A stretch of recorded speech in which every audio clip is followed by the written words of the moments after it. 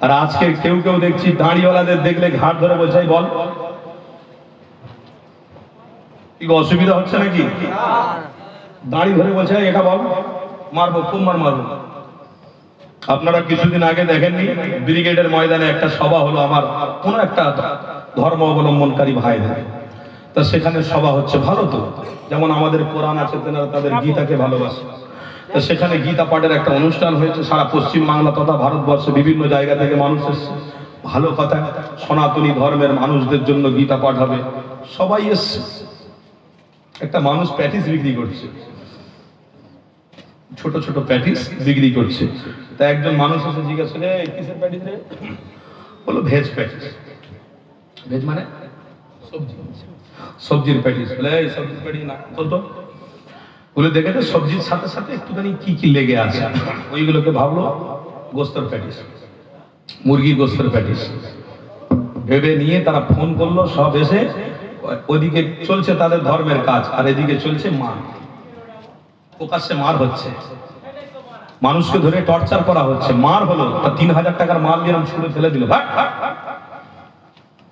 তুমি একটা ধর্মের অবলম্বনকারী, আমি মানছি, তুমিও একটা ধর্মতে বিলন করো, আমিও একটা ধর্মতে বিলন করি। কোন ধর্ম শিক্ষা দেয় যে এক ধর্মকে ভালোবাসো আরেক ধর্মকে তুমি আঘাত করো?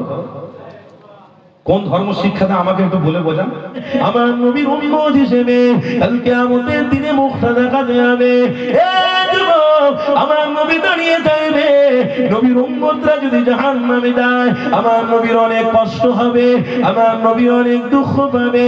তাই নবীর উম্মতদের জন্য আমার আল্লাহ দাঁড়িয়েছে, আমার হাবিবুল্লাহ আপনাকে আমি জান্নাতের পথ করে পাঠিয়েছি। হযরত আবু দাউদ শরীফের হাদিসে রয়েছে, আব্দুল্লাহ ইবনে উমর থেকে রওয়ায়াত রয়েছে, قال رسول الله صلى الله عليه وسلم من تشبه بقوم فهو منهم। আমার রাসূলুল্লাহ সাহাবী জানাতে দিয়েছে, আমার নবী পাক জবান থেকে আমি শুনেছি কাল কিয়ামতের দিনে হাসরের ময়দানে আল্লাহ নবীর অনুসারীরা আমার নবীর পিছনের কাতারে কাতারে দাঁড়াবে, খাজা হুজুর কাতারে দাঁড়াবে, বড় পীর সাহেব কাতারে দাঁড়াবে, এনার অনুসারীরাও দাঁড়িয়ে থাকবে। আমরাও মুসাফির জামানের অনুসারী, আমরাও পিছনে পিছনে দাঁড়িয়ে থাকবো। ওই কাতারের সামনে যিনি লিডারশিপ দেবে তিনি অন্য কেউ নয়, তিনি হলেন তোমার আমার ঈমান মুহাম্মাদুর রাসূলুল্লাহ। ওই কাতারটা আগে থাকবে, ওই কাতারের অনুসারী যারা তারা জান্নাতি হতে থাকবে। তাহলে জান্নাতে যেতে গেলে আমার নবীর চরিত্র নিয়ে বাঁচতে হবে। এই সমাজ পরিবর্তন করতে গেলে আমার নবীর চরিত্র নিয়ে পরিবর্তন করা যাবে। কেন এখন উলঙ্গ সমাজ হয়ে গেছে, যদি যত উলঙ্গ হয়ে ঘোরাফেরা করবে তাকে সবাই রেসপেক্ট করবে, সম্মান করবে। দাড়ি টুপিটাকে তুলে দেওয়ার জন্য অনেক রকমের পরিকল্পনা চলছে। এই নবীর গোলাম সুন্নত মনে করে যদি টুপি পরো, সুন্নাত মনে করে যদি দাঁড়িয়ে রাখো, হাজারো কষ্ট যদি আসে এতে তোমার আমার কোনো ভয় করলে হবে না। কেন সবাই যদি দুশমন হয় আমার আল্লাহ আমার জন্য যথেষ্ট হবে। এই দাঁড়িয়ে রাখো সুন্নত মনে করে, টুপি পরো সুন্নত মনে করে, কাউকে দেখানোর জন্য নয়। কারোর ভয়তে তুমি টুপি খুলবে না, কারোর ভয়তে তুমি দাড়িকে কেটে ফেলবে না। এই যুবকেরা, কেন কিয়ামতের দিনে কোনো রাজা বাদশা, কোনো ছেলে মেয়ে, কোনো স্ত্রী কেউ তোমার পাশে থাকবে না। কিয়ামতের দিনে যার জন্য টুপি পরলাম, যার জন্য দাড়ি রাখলাম, ওই কিয়ামতের দিনে তিনি মুস্তাফা আমার আপনার পাশে থাকবে। এই যুবকেরা, আমার নবীর দিওয়ানারা, ওই রাসূলুল্লাহ রাখলা, ওই রাসূলের চরিত্র নিয়ে গিয়ে চলো। আমার নবীর চরিত্র যদি থাকে, আমার নবীর চরিত্র যদি ঠিক থাকে, তোমার আমার মধ্যে থাকে, ইনশাআল্লাহ কামিয়াবি হওয়া সহজ হবে। আমার আব্বাদেরকে শুনিয়ে দিই আরেকটা হাদিস আমার মনে পড়ে গেল, এই হাদিসটা আপনাদেরকে শোনানোর দরকার আছে। এই মুসলমান ইসলাম দরদি মানুষের জন্য তওবা হাদিয়া দিয়ে যাচ্ছে, শুনে রেখে দিও। আমার নবী পাক জোর করে ইসলামে কাউকে দাখিল করে ভালোবাসায় এক একজন ইসলামের অনুসারী হয়েছে। আরেকটু জোরে হবে না? সেই মুসলমান আমরা রাস্তায় যাব, আল্লাহ আমাদের মাথার উপরে রহমত রাখবে। সেই মুসলমান ঘরের মেয়ে আমার মায়েরা রাস্তা দিয়ে যাবে, বদ নজর থেকে বেঁচে থাকবে। কেন? পরিপূর্ণ তুমি ইসলামের অনুসারী। কেন? ইসলাম প্রচার হয়েছে ভালোবাসা দিয়ে। আমি কি বলেছিলাম? প্রথমে শুরু করেছিলাম উম্মতের প্রতি, নবীর প্রতি 5টা হক আছে। বলুন না সবাই সাল্লাল্লাহু আলাইহি ওয়াসাল্লাম। আপনাদের মন খারাপ হয়ে যাচ্ছে নাকি? কষ্ট হচ্ছে না তো? আমার নবীর অনুসারীদের কষ্ট জীবনে হবে না। কেন বলুন তো? যাদের অন্তরে নবী থাকবে তারা সব সময় বলবে নবীর আলোচনা হোক, আমার কলিজাটা শান্তি হয়ে যাচ্ছে। আর যারা নবীর দুশমন হবে তারা বলবে দোয়া কখন হবে, বিরিয়ানি কখন দেবে, দোয়াটা তাড়াতাড়ি করো, বিরিয়ানি তাড়াতাড়ি করো। এসব বকবকানি আর ভালো লাগছে না। শুনে রেখে দিও, আজকের হয়তো গার্জেন হয়ে ছেলেকে বলে, এই বেটা গাড়ি নিয়ে বেশি জোরে চালাস নি রে, রাস্তায় যেতে যেতে অ্যাক্সিডেন্ট হবে, আমি কাঁদবো, দুঃখ পাবো। তাহলে গার্জেন এটা বলেছে ছেলেকে ভালোর জন্য বলেছে না খারাপের জন্য বলেছে? মেয়েকে বলছে পিতা মাতা সবাই মিলে, কই রে মা, বোরখা পরে স্কুলে যা মা, বোরখা পরে কলেজে যা মা। এই কথাটা শুনে মেয়েটা বলছে মা আমি কিভাবে চলবো খাবো, তুমি আমার পদ্ধতি বলে দেবে? তাহলে আমার স্বাধীনতার উপরে তুমি ট্রোল করলে, আমার স্বাধীনতার উপরে তুমি হস্তক্ষেপ করলে, মা তোমাকে চিনবো না, তোমাকে আর ভালোবাসবো না। তাহলে এইটা বাপ আর মা তার কন্যাকে বলেছে, এটা কি ভুল করেছে? তাই নবীর গোলামদের জন্য যদি কোরআন আর হাদিসের বার্তাটা পৌঁছে দেওয়া হয়, সেই কথাটা যদি কোনো মলি সাহেব বলে, পীর সাহেব বলে, পীরজাদা বলে, অন্যায় হচ্ছে? অন্যায় করছে না।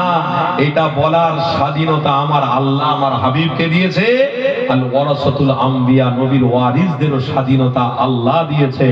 তোমরা বলো কে পিছনে কুকুরের মতো ঘেউ ঘেউ করবে, ওসব দেখতে যেওনি। কেন? একটা হাতি চললে 10টা কুকুর যদি ঘেউ ঘেউ করে, ওই হাতিটার কিছু যায় আসে না। ও জানে আমার সামনে যে যন্ত্র আছে, ওই সামনে যন্ত্রটাকে এইরকম ঘোরাবো, 10টা কুকুরকে তুলে একদম পুকুরে ফেলে দিতে পারি। ওই জন্য হাতি 10টা কুকুরের মালুম করে না।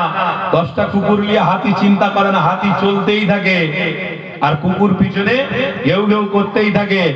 নবীর অনুসারীরা মাহফিল করতেই থাকবে, নবীর অনুসারীরা নবী নবী জমিনে করতেই থাকবে, আর ইসলামের দুশমনরা ইবলিস শয়তানরা পিছনে করতেই থাকবে, দুশমনি করতেই থাকবে। তোরা করে জাহান্নামে যা, দেখা হবে কিয়ামতের দিনে নবীর গোলামরা আল্লাহর নবীর হাতে জান্নাতের পানি পান করতে থাকবে।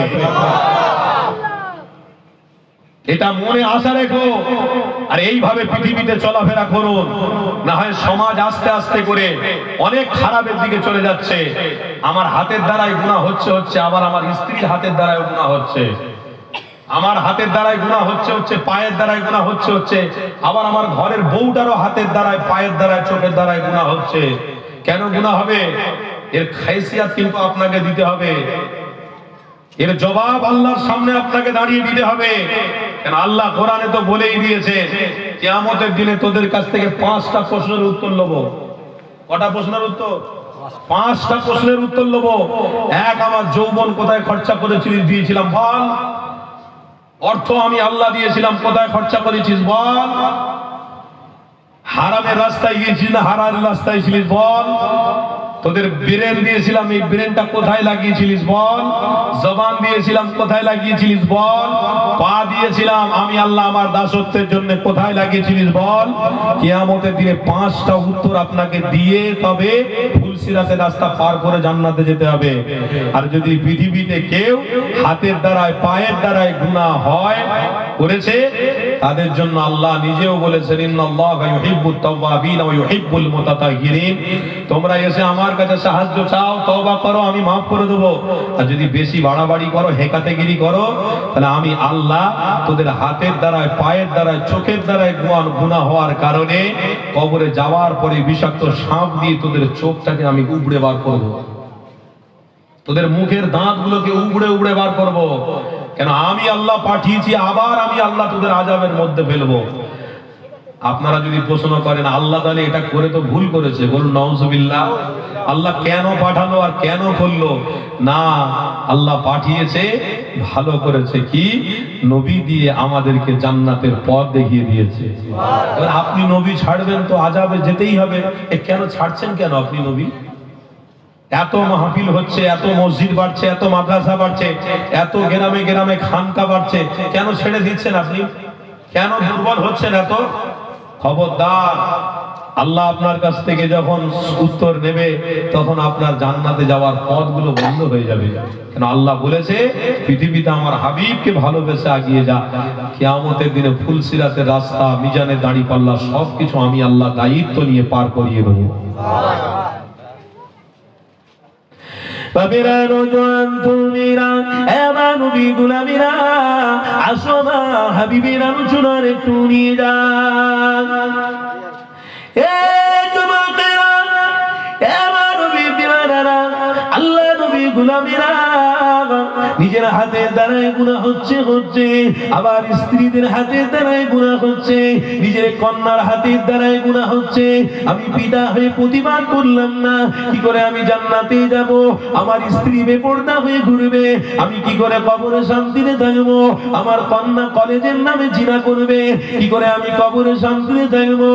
এ যুবক রে, আল্লাহ নবী জানিয়ে দিয়ে গেছে, ইয়া আইয়ুহাল্লাযীনা আমানু কু আনফুসাকুম ওয়া আহলিকুম নারা। আমি রাসূলুল্লাহ নিজে যেমন বেঁচেছি, আহল পরিবারকেও তেমন জাহান্নামের আগুন থেকে বাঁচাতে হবে। এ যুবকেরা, তাই তো হাত দিয়ে প্রতিবাদ করতে হবে। গ্রামে কেউ জিনা করলে, আপনার চোখের সামনে ধরা পড়লে সেখানে হাত দিয়ে প্রতিবাদ করুন। কে করেছে এটা দেখতে যাবেন না, কেন নবীর উম্মত করেছে, আমার সামনে করেছে, সেটা আমার ছেলেও হতে পারে, সেটা আমার মেয়েও হতে পারে, সেটা আমার স্ত্রীও হতে পারে। কেন গুনাহ করবে? কেন অন্যায় করবে? কেন কাল কিয়ামতের দিনে আল্লাহর সামনে আমাকে দাঁড়াতে হবে, এই কবরের মধ্যে আমাকে একা শুতে হবে? কেন এই দুনিয়ায় সব কিছু করলাম, কবরে গিয়ে তোমাদের গুনার ভাগটা আমি নিয়ে শুয়ে থাকবো? এ যুবকেরা, আমার তরুণ রাব্বারা, আপনাদের দুটো হাত ধরে বলে দিয়ে যায়, দুটো পা ধরে বলে দিয়ে যায়, আল্লাহ নবীকে ভুলে যাবেন না গো। কেন আমার রাসূলুল্লাহ জানিয়ে দিয়েছে, মান রা মিনকুম মুনকারান ফালিয়ুগাইয়িরহু বিয়াদি, ফাইন লাম ইয়াস্তাতি ফাবিলিসানি, ফাইন লাম ইয়াস্তাতি ফাবিকলবি, ওয়া যালিকা আদরাফুল ঈমান। আমার রাসূলুল্লাহ তোমাদের জন্য বার্তা দিয়ে গেল, ঈমানদার যদি হও, সুন্নাতে নববীর উপরে যদি থাকো, তোমার পরিবার যদি জিনা করে, কঠোর শক্তি হাতে তুমি মোকাবিলা করো। তোমার স্ত্রী যদি চোখের জিনা করে, তুমি কঠোর হয়ে পড়ো। তোমার স্ত্রী যদি পায়ের জিনা করে ফেলে, তুমি কঠোরতা অবলম্বন করো। শুধু ছেড়ে দিলে হবে না, ইসলামে ছাড়ের কোনো ব্যাপার নেই। আল্লাহর সামনে দাঁড়াতে হবে আমার নবীর উম্মত হিসেবে, কাল কিয়ামতের দিনে মুখটা দেখাতে হবে। এ যুবক, আমার নবী দাঁড়িয়ে থাকবে, নবীর উম্মতরা যদি জাহান্নামে যায়, আমার নবীর অনেক কষ্ট হবে, আমার নবী অনেক দুঃখ পাবে। তাই নবীর উম্মতদের জন্য আমার আল্লাহ জানিয়েছে, আমার হাবিবুল্লাহ, আপনাকে আমি জান্নাতের পথ করে পাঠিয়েছি। হযরত আবু দাউদ শরীফের হাদিসে রয়েছে, আব্দুল্লাহ ইবনে উমর থেকে রওয়ায়াত রয়েছে, قال رسول الله صلى الله عليه وسلم من تشبه بقوم فهو منهم। আমার রাসূলুল্লাহ সাহাবী জানাতে দিয়েছে, আমার নবী পাক জবান থেকে আমি শুনেছি, কাল কিয়ামতের দিনে হাসরের ময়দানে আল্লাহ নবীর অনুসারীরা আমার নবীর পিছনের কাতারে কাতারে দাঁড়াবে, খাজা হুজুর কাতারে দাঁড়াবে, বড় পীর সাহেব কাতারে দাঁড়াবে, এনার অনুসারীরাও দাঁড়িয়ে থাকবে। আমরাও মুসাফির জামানের অনুসারী, আমরাও পিছনে পিছনে দাঁড়িয়ে থাকবো। ওই কাতারের সামনে যিনি লিডারশিপ দেবে, তিনি অন্য কেউ নয়, তিনি হলেন তোমার আমার ঈমান মুহাম্মাদুর রাসূলুল্লাহ। ওই কাতারটা আগে থাকবে, ওই কাতারের অনুসারী যারা, তারা জান্নাতি হতে থাকবে। এ যুবকেরা, তাহলে জান্নাত জান্নাতে যেতে গেলে আমার নবীর চরিত্র নিয়ে বাঁচতে হবে। এই সমাজ পরিবর্তন করতে গেলে আমার নবীর চরিত্র নিয়ে পরিবর্তন করা যাবে। কেন এখন উলঙ্গ সমাজ হয়ে গেছে, যদি যত উলঙ্গ হয়ে ঘোরাফেরা করবে তাকে সবাই রেসপেক্ট করবে, সম্মান করবে। দাড়ি টুপিটাকে তুলে দেওয়ার জন্য অনেক রকমের পরিকল্পনা চলছে। এই নবীর গোলাম সুন্নত মনে করে যদি টুপি পরো, সুন্নাত মনে করে যদি দাঁড়িয়ে রাখো, হাজারো কষ্ট যদি আসে এতে তোমার আমার কোনো ভয় করলে হবে না। কেন সবাই যদি দুশ্মন হয় আমার আল্লাহ আমার জন্য যথেষ্ট হবে। এই দাঁড়িয়ে রাখো সুন্নত মনে করে, টুপি পরো সুন্নত মনে করে, কাউকে দেখানোর জন্য নয়। কারোর ভয়তে তুমি টুপি খুলবে না, কারোর ভয়তে তুমি দাড়িকে কেটে ফেলবে না। এই যুবকেরা, কেন কিয়ামতের দিনে কোনো রাজা বাদশা, কোনো ছেলে মেয়ে, কোনো স্ত্রী কেউ তোমার পাশে থাকবে না।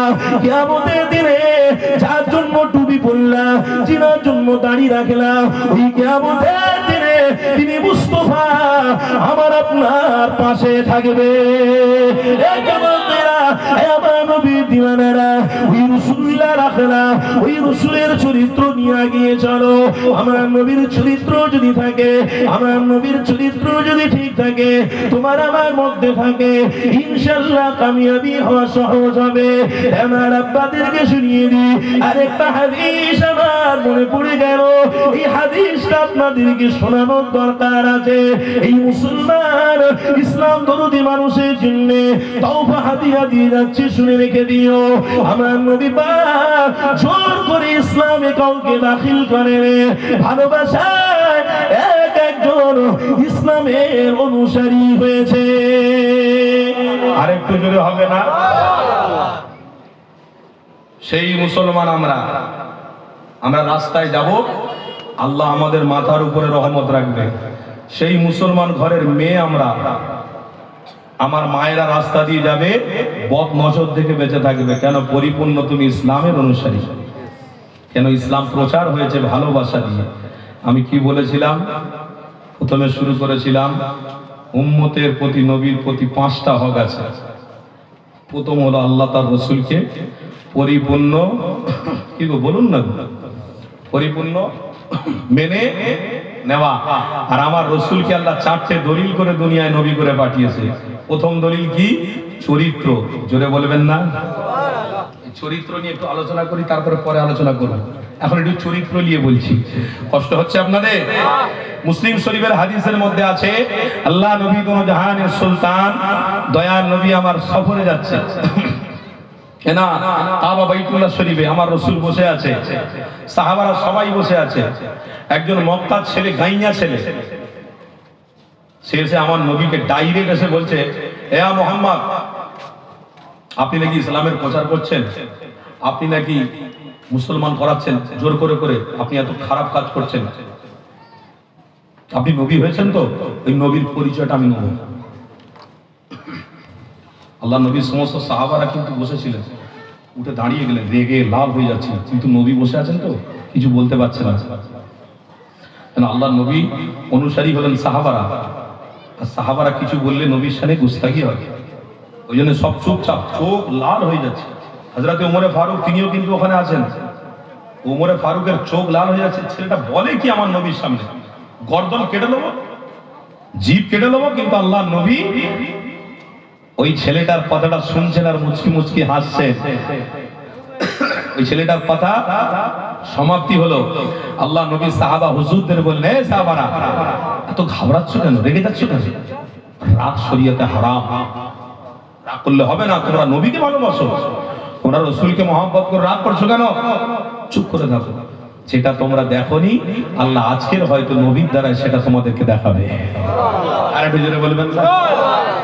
এই কথা যেই বলেছেন সাহাবারা সব খামোশ হয়ে গেলেন। বলেন কি?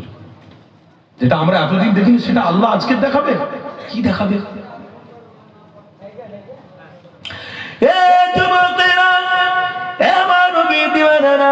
আল্লাহ নবী দিও দুনিয়ার বাদশা, হাবিবের অনুসারীরা শুনে রেখে দিও, আল্লাহ নবীর ওই দয়ার নবী সাহাবারা সবাই খামোশে বসে গেলেন। ওই মক্কা দুশমনটা আল্লাহ নবীকে বলতে লেগেছে, ইয়া মুহাম্মদ, আমি ঈমান আনবো, তবে আপনার দ্বারা আমি অনেক কিছু দেখতে এসেছি। আপনি নাকি সত্যি নবী, এই নবীর পরিচয় আপনাকে দিতে হবে। আল্লাহ নবী জানাতে লাগলেন, এ বাবা মক্কা ছেড়ে কি পরিচয় তুমি আমার কাছ থেকে নেবে? এ যুবকেরা, আল্লাহ নবীর পরিচয় তো আল্লাহ দিয়ে পাঠিয়েছে। কোরআনে 114টা সূরা দিয়েছে, 6066টি আয়াত দিয়েছে। আল্লাহ নবীর জামানের কথা হাদিস হয়ে গেছে, আর কি পরিচয়ের দরকার? হাদিসের মধ্যেই লেখা রয়েছে, আমার নবীর পরিচয় তোমরা কেন নেবে? নবীর চেহারা দেখে এটাই মনে করে নিও, ইনি মানুষের মতো মানুষ নয়, ইনি সবাই থেকে চেহারায় আলাদা। তার মানে ইনি হলেন সব থেকে মুহাম্মদ রাসূলুল্লাহ, সবাইয়ের জন্য পয়গম্বর। তার চেহারা বলে দিচ্ছে, তার কথাটা বলে দিচ্ছে, তার চলাফেরাটা বলে দিচ্ছে। এ যুবকেরা, এ আমার নবীর দিওয়ানারা, আল্লাহ নবী দিন দুনিয়ার বাদশাকে আল্লাহ কি বড় পরিচয় দিয়ে দুনিয়ায় পাঠিয়েছে। আমার নবীর পক্ষ থেকে আল্লাহর সাথে কানেক্ট, আল্লাহর পক্ষ থেকে নবী আসা, পয়গম্বররা আল্লাহর সাথে অনেক বড় সম্পর্ক রয়েছে। আমার নবী পাক শাহাদাত আঙ্গুল ইশারা করবে, ছন্দকে আল্লাহ দ্বিখণ্ডিত করে দেবে। আমার রাসূলুল্লাহ বাচ্চা বয়সে তুলনা এরকম আঙ্গুল নিয়ে ইশারা করবে, এরকম চাঁদ সূর্য এরকম খেলা করবে। আরে কি নবী আল্লাহ দিয়েছে, যে নবী আমার রাস্তা দিয়ে হেঁটে হেঁটে গেলে ছোট ছোট পাথর গুলো আল্লাহ নবীকে সালাম দিতে থাকে। এ যুবকেরা, মক্কার ছেলেটা, অবুজ ছেলেটা, ওই মক্কার ছেলেটা আল্লাহ নবী সম্পর্কে জানে না, যে আল্লাহ নবীকে দুনিয়ায় পাঠিয়েছে। ওই রাসূলুল্লাহ যখন হেঁটে হেঁটে আগে আগে যায়, আল্লাহ তাআলার মেঘগুলোকে আমার নবী পাকের মাথার উপরে ছায়া করে থাকে। এই যুবকেরে আরেকটা হাদিস শুনিয়ে দিই, আমার নবী পাক তিনার অনেক সাহাবাদেরকে নিয়ে একটা যুদ্ধের ময়দানে যাচ্ছিল। আমার নবী পাক যেতে যেতে হঠাৎ করে রাসূলুল্লাহ জানাতে লাগলেন, এ আমার সাহাবারা, উজুর পানি তোমাদের কাছে রয়েছে, জিহাদ রয়েছে, উজুটা করে নাও, নামাজটা আদায় করে নেবো। আল্লাহ নবী সাহাবাদের জানানো হলো, সাহাবা হুজুররা উজু করতে রয়েছে, কিছু সাহাবা উজু থেকে এলো, আল্লাহ নবীর কাছে এসে সাহাবারা নালিশ করতে লাগলেন, ইয়া রাসূলুল্লাহ, যা উজুর পানি ছিল সবার হয়নি, অনেকে উজু করতে বাকি রয়েছে। আল্লাহ নবী জানাতে লাগলেন, এ সাহাবারা, তোমাদের কাছে যে মশকের পানি রয়েছে, ওই চামড়ার মশকটাকে আমার কাছে নিয়ে আসো।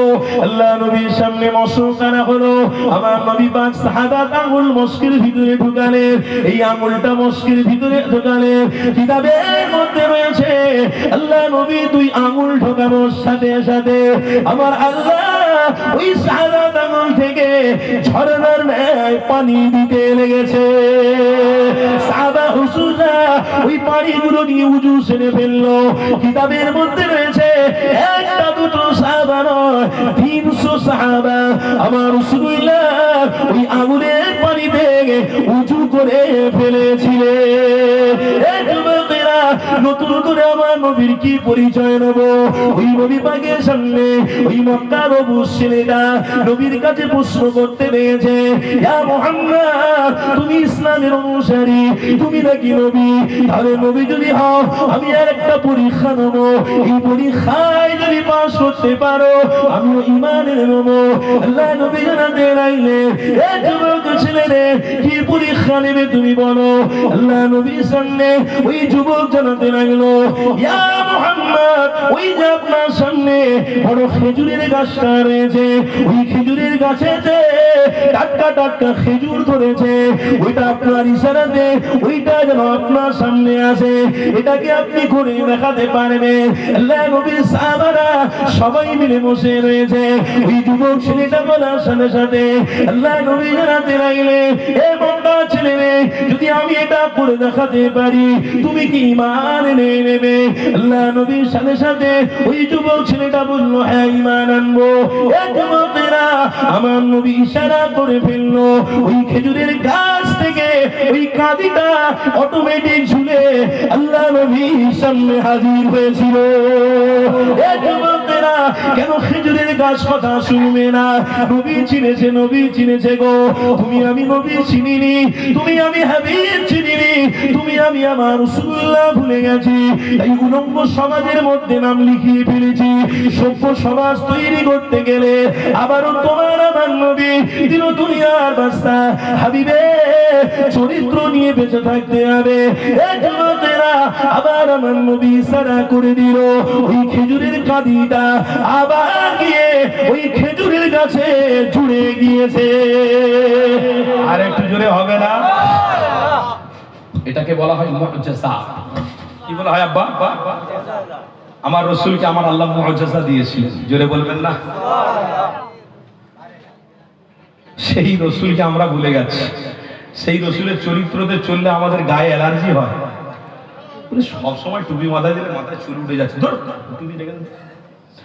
এই অফিস আদালতে যেতে হয়, দাড়ি না কাটলে হবে না। তাহলে পুলিশের চাকরি হবে না গো, দাড়ি কেটে দাও। তো বলে পুলিশের চাকরি? একজন ইমানদার ব্যক্তি পুলিশের চাকরির জন্য গেছে, এত বড় করে দাড়ি। মিলিটারি ফোর্স বলে দাড়ি কেটে দিতে হবে। বলে তোর চাকরি তোর কাছে থাক, আমার নবীর সুন্নাত নিয়ে আমি জান্নাতে যাব। আমি প্রকাশ্য সাক্ষী ছিলাম, আমি নিজে সাক্ষী। আমি পুনেতে গিয়েছিলাম, পুনেতে মিলিটারি ফোর্সের কাজে গিয়েছিলাম। মিলিটারি ফোর্সের কাছে আমাকে নিয়ে যাওয়া হলো, আমাকে দেখানো হলো যে এই ছেলেটা মিলিটারি কাজ করে।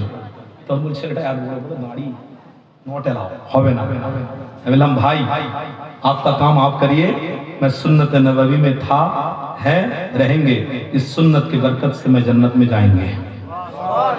আমি নিজে চাকরি ছেড়ে চলে দাও তোর চাকরি। বলে তুমি তো বলতে পারছো দাড়িটা কেটে দিলে, কি হয়েছে? আমি একটা হালে মানুষ দাড়ি কেটে নেবো? হ্যাঁ, কি বলছো তুমি?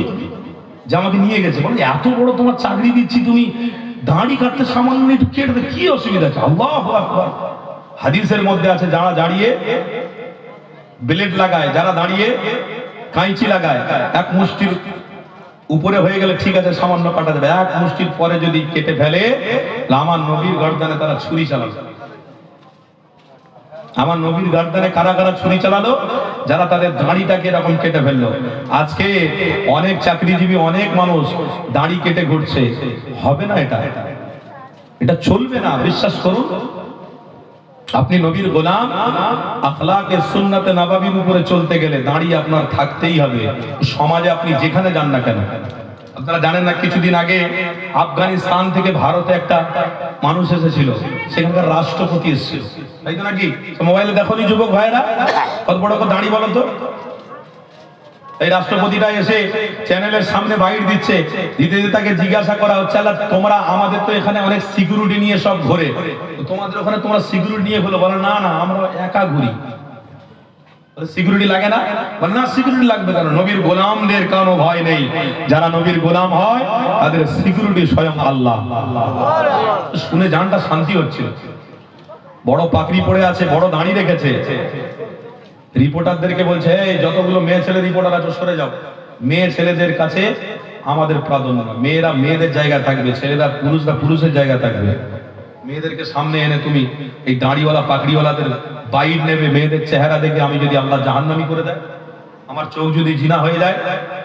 সব মেয়ে রিপোর্টারকে তাড়িয়ে দিয়েছিল, যত পুলিশ রিপোর্টার ছিল সব পরপর জিজ্ঞাসা করছে, এত বড় দাড়ি রেখে ওই তেনার তো ইচ্ছে হয় না রাষ্ট্রপতি এত বড় দাড়ি একটু কেটেলি, কিন্তু আমার পাকিস্তান বাবা রে একদম চাঁচা, একদম চাঁচা। কি চাঁচা মানে পুরো আল্লাহ চেঁচে দিচ্ছে। শুনছেন না? শোনেন না? কষ্ট হচ্ছে আপনাদের? পাকিস্তানের প্রধানমন্ত্রী দেখবেন, আমি বলে দিচ্ছি, গুগলে সার্চ করে দেখবেন, পুরো চাচা। তুই পাকিস্তানের প্রধানমন্ত্রী সুন্নত কোথায়? আল্লাহ বলছে, দেখ তোরা যখন আমার হবি না, আমি আল্লাহ তোদের হবো না। এত সহজে নয়, যখন আমার হবি, আমার রসুলের হবি, আমি আল্লাহ তোদের হয়ে যাবো। যেটা বলবেন না, দাড়ি রাখলে কি হয়েছে? কেন হিন্দু ভাইরা কি তোদের কিছু অপমান করবে? না, দাড়ি রাখার সাথে সাথে অন্তরটাকে পরিষ্কার করতে হবে। শুধু দাড়ি রাখবো, দাড়ি রেখে গালাগালি করবো, মারামারি করবো, ঠেলাঠেলি করবো, এটা করবো সেটা করবো, তুমি রাস্তা দিয়ে যাবে, তোমাকে কেউ মারবে না? ঠিক মারবে, অপমান করবে। কেন? তুমি দাড়ি রেখে নবীর অসম্মান করছো। খবরদার খবরদার। খাজা গরিবে নামাজ হুজুরের মুখে দাঁড়িয়ে ছিল না ছিল নি? বলেন ছিল না ছিল নি? খাজা গুরু গরিবে নামাজকে কেউ ধ্বংস করতে পেরেছে? বলুন পেরেছে? ইসামউদ্দিন আউলিয়া হুজুরের মুখে দাঁড়িয়ে ছিল না? কুতুবউদ্দিন বখতিয়ার কাকি হুজুরের মুখে দাঁড়িয়ে ছিল না? হারে বারিশ রহমাতুল্লাহ আলাইহি হুজুরের মুখে দাঁড়িয়ে ছিল না? আমার আপনার পীর ও মুর্শিদ মুজাদ্দেদ জামান দাদা হুজুর পীর কেবলার মুখে দাঁড়িয়ে ছিল না? ওই দাদা হুজুরকে কে মেরেছে? দাদা হুজুরকে কতজন জবাই করেছে? 5 হুজুর পীর কেবলার মুখে দাঁড়িয়ে ছিল না? কিন্তু আপনারা অনেকে তো ছোট হুজুর পীর কেবলা দেখেছেন, মেজো হুজুর পীর কেবলাকে তো অনেকেই দেখেছেন, দাঁড়িয়ে ছিল না? তেনারা কোন জায়গায় জানলে লুকিয়ে লুকিয়ে ছিলেন না, তেনাদের ইমানের আল্লাহ পাওয়ার দিয়েছিল। জোরে বলবেন না? আল্লাহ তিনা ইমানের পাওয়ার দিয়েছিলেন। তারা দুমুখ সাপ নয়, একদিকে দাঁড়িয়ে রাখবো আর অন্যায় কাজ করব হবে না, সব সময় তওবার দিকে থাকতেন। কোনো গুনাহ হয়ে গেলে আল্লাহ মাফ করে দাও, আল্লাহ আল্লাহ গো ক্ষমা করে দাও, আল্লাহ ভুল হয়ে গেছে আল্লাহ মাফ করে দাও। আর আমরা মাহফিলে 1 বছরে একবার তওবা করব, আর তারপরে আগের বছর মাহফিলে আবার দেখা হবে যদি বেঁচে থাকি। আরে মাঝখানে যত গুনাহ অন্যায় ব্যভিচার সব হচ্ছে, দাঁড়িয়ে রেখে হচ্ছে, টুপি পরেও হচ্ছে, সব হচ্ছে।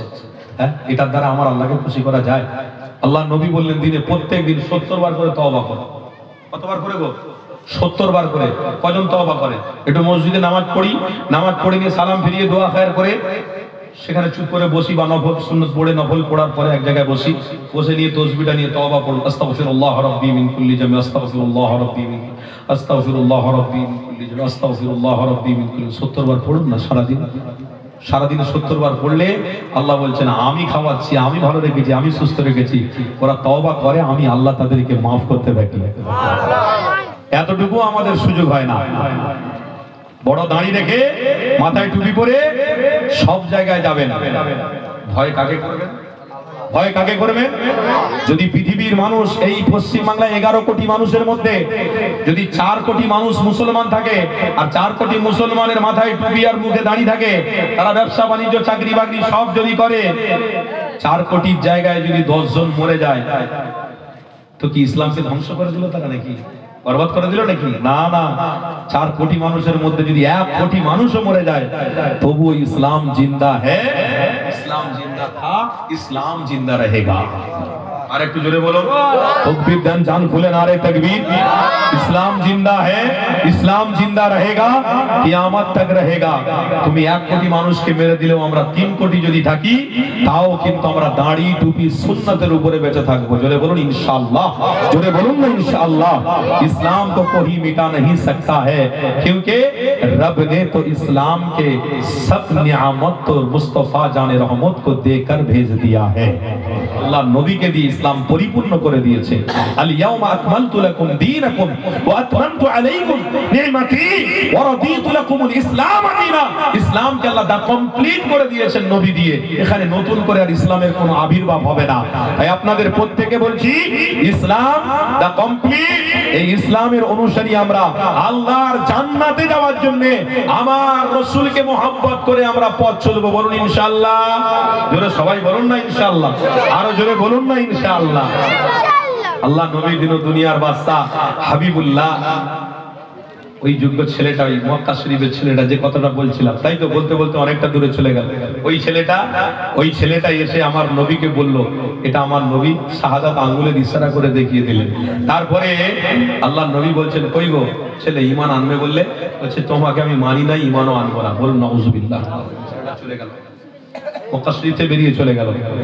এই যেদিন থেকে আমার রাসূলের সাথে এরকম বেয়াদবি করেছে, আল্লাহ তার খাওয়া হারাম করে দিয়েছে। তার মনে শান্তি নেই, তার মাথায় যেন কিরকম হচ্ছে।